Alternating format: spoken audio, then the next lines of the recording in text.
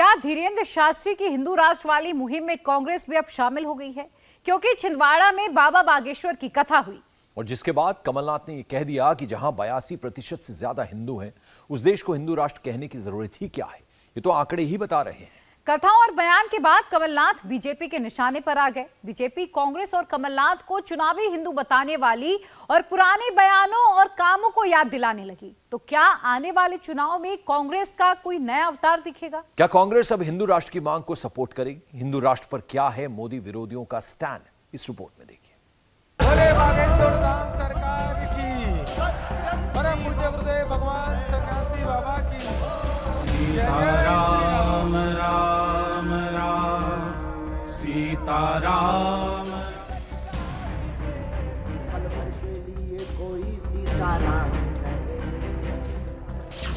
क्या कांग्रेस भी हिंदू राष्ट्र की मांग का समर्थन करेगी? उस दिन आए थे तो दूसरे दिन रात को हमारे पूर्व मुख्यमंत्री जी बोले, महाराज जी अब अगली बार आप ज्यादा समय लेकर आना। क्या मध्य प्रदेश में बाबा बागेश्वर ट्रंप कार्ड साबित होंगे?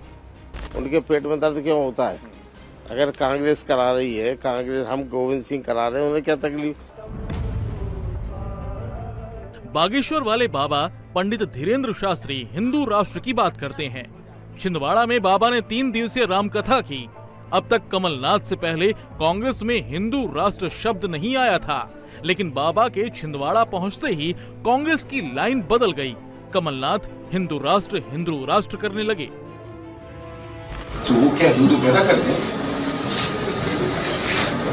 विश्व में जिस देश में इतनी बड़ी वहां कोई देश की बात है, ये तो है ये 80% अगर हिंदू हैं तो हम कहेंगे ये हिंदू राष्ट्र है। ये कहने की क्या आवश्यकता है? ये तो आंकड़े बताते हैं। तो 15 साल पहले हनुमान मंदिर बनाया था, ये आज बनाया है, तो ये तो कोई चुनाव के लिए बनाया है। मैंने तो इसकी पब्लिसिटी भी नहीं करी थी, पर जो है सामने लोगों को दिख रहा है कि सबसे बड़ा हनुमान मंदिर छिंदवाड़ा में 15 साल पहले बना था। तो ये अब इसका स्पष्टीकरण चाहते हैं, भावना से बनाया। छिंदवाड़ा में धीरेन्द्र शास्त्री की 3 दिवसीय कथा तो संपन्न हो गई, लेकिन इस बार की कथा तो सिर्फ ट्रेलर थी। अगली बार पूरी पिक्चर रिलीज होगी, क्योंकि कमलनाथ ने दरबार में अर्जी लगा दी है। बाबा ने भी ऐसा भरोसा दिया है कि अगली बार आएंगे तो ज्यादा दिन रुकेंगे, 1.25 लाख हनुमान चालीसा का पाठ करेंगे। तो सच बताएं, छिंदवाड़ा आकर बहुत अच्छा लगा, बहुत अच्छा लगा। और जिस दिन आए थे तो दूसरे दिन रात को हमारे पूर्व मुख्यमंत्री जी बोले, महाराज जी अब अगली बार आप ज्यादा समय लेकर आना।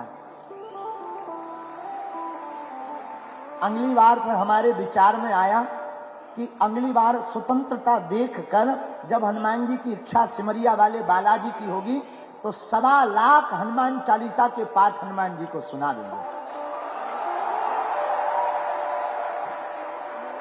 और उससे केवल इसके लिए देखो, आज एक और हुआ। कथा में जब आरती हो रही थी तो हमें नितेंद्र जी ने बताया कि सभी मजहब के लोग आज सम्मिलित हुए हैं आरती में।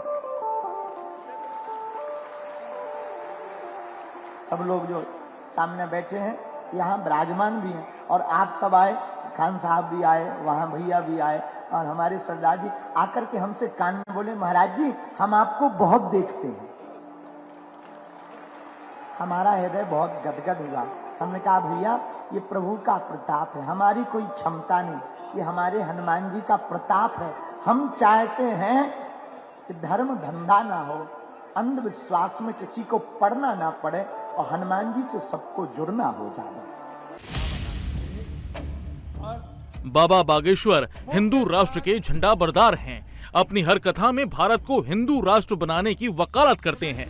छिंदवाड़ा में कथा से पहले कांग्रेस नेताओं को बाबा की हिंदू राष्ट्र वाली बात पसंद नहीं आती थी, लेकिन अब हिंदू राष्ट्र की बात कमलनाथ के गढ़ में हो रही है तो ये मांग जायज है, क्योंकि राज्य में हिंदू आबादी का दबदबा है और विधानसभा चुनाव भी नजदीक हैं। सनातन सबका है, भारत में रहने वाले जितने भी लोग हैं सबका सनातन है, सब सनातनी है। इसी ध्येय के साथ हम निकले। हम कोई सियासी आदमी नहीं, इन सबसे हमको दूर ही रखा जाए तो हमें बहुत प्रसन्नता होगी। हमें अपना कार्य सनातन का कार्य करना है, हमें जातिवाद को हटाकर सबको एक करना है, इसलिए हमको सियासी बयानों से, सियासी बगावत से दूर रखा जाए। वो धाम भी गए थे, हमारे लिए सब समान है, पूरा विश्व हमारे लिए समान है। जो हमारे बालाजी का है वो हमारा है, जो हमारे राम का है वो हमारा है। आपको लगता है हमारा जो संकल्प था वो पूर्ण हो रहा है। महाराज जी, सवाल सनातन का है, सनातन का सवाल है। ज्ञानवापी मस्जिद जो है उसका सर्वे शुरू हो गया है, इस पर आप क्या कहेंगे? वहाँ पे ज्ञानवापी मस्जिद नहीं है, पहले तो ये कहना बंद कर दें। ज्ञानवापी भगवान शंकर का मंदिर है। एक तरफ कमलनाथ कुर्सी पाने की जुगत में लगे हैं, कांग्रेस की लाइन से हटकर नई नई लाइन बना रहे हैं, तो वहीं उनकी पार्टी के कुछ नेता उनके इस कदम का विरोध कर रहे हैं। धीरेन्द्र शास्त्री को बीजेपी का स्टार प्रचारक बता रहे हैं। सिर्फ प्रमोद कृष्णम ही नहीं बल्कि मध्य प्रदेश के नेता प्रतिपक्ष गोविंद सिंह भी हिंदू राष्ट्र का विरोध कर रहे हैं। आप मध्य प्रदेश कांग्रेस के ही दो नेताओं की फोटो देखिए।